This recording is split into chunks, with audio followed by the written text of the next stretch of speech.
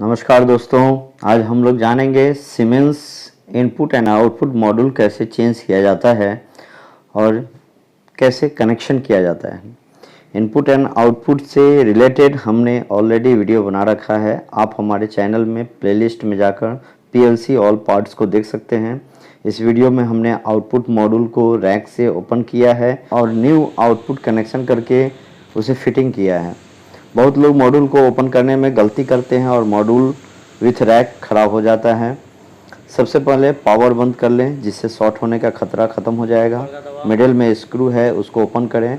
उसके बाद टॉप में एक लॉक बटन है, उसे प्रेस करें और कनेक्टर को पुल करें। कनेक्टर आपके हाथ में आ जाएगा। इसमें 8 बिट के 4 स्लॉट्स हैं।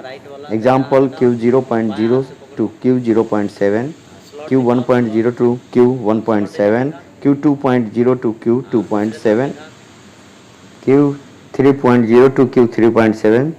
जिस आउटपुट बिट में आपको कनेक्शन करना है उसमें कनेक्शन करें और उसे सेम फिटिंग मिडिल पार्ट में करके स्क्रू टाइट करें। ये अपने आप लॉक हो जाएगा। पावर ऑन करें, देखिए इस पर कोई रेड इंडिकेशन एरर नहीं आना चाहिए। धन्यवाद।